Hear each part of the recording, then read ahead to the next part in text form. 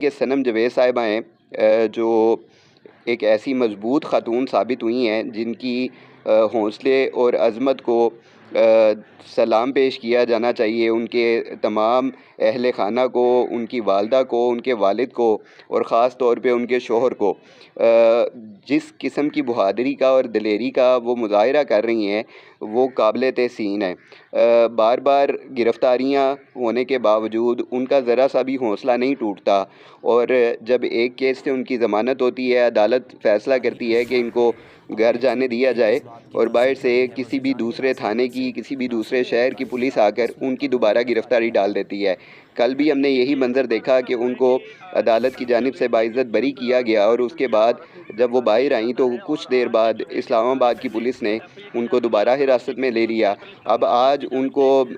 Islamabad high court में पेश किया गया। अदालत ने आज उनकी फिर जो है वो गिरफ़्तारी को कालादम करार दे दिया, और उनको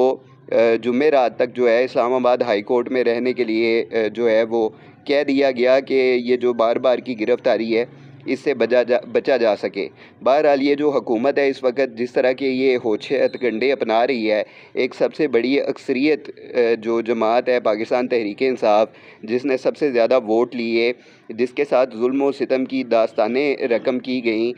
जिसका जो इंतखाबी निशान था वो छीना गया, जो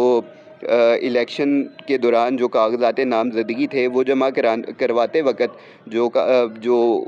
मेंबरान थे जो इलेक्शन लड़ना चाहते थे उनको गिरफ़्तार किया गया, उनको नामालूम मुकाम पर मुंतकिल किया जाने लगा। इलेक्शन भी मुकम्मल जो है वो धांधली ज़दा होने के बावजूद जो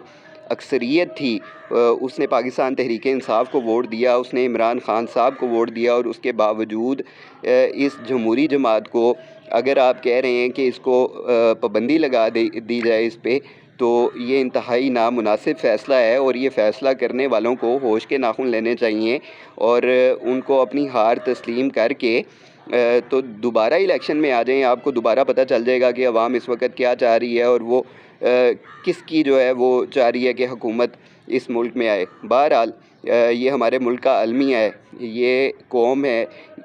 ये एक हजूम की शक्ल इख्तियार कर चुकी है, और ये हजूम को अपने हकूक़ का, अपने फ़ंडामेंटल राइट्स का कुछ पता नहीं है, और ये वो भेड़ बकरी हैं जिनको डंडे के ज़ोर पे चराया जा रहा है, और इनका रुख जिधर को कर दो ये उधर जाने को तैयार होती जाती हैं। ये हालात इंतहाई अफसोसनाक हैं, और जिस तरह लोग पहले से ही बदज़न हो चुके हैं, लोग इस पाकिस्तान से जाने की कोशिशों में हैं। पासपोर्ट के जो दफातर हैं उनके बाहर लोगों की एक ऐसी लंबी कतारें लगी हुई हैं जो अपनी ख़ानदान समेत यहाँ से शिफ्ट होना चाहते हैं। तो ये सारे हालात हैं इस पाकिस्तान में, और जिसकी ज़िम्मेदार ये हुकूमत है,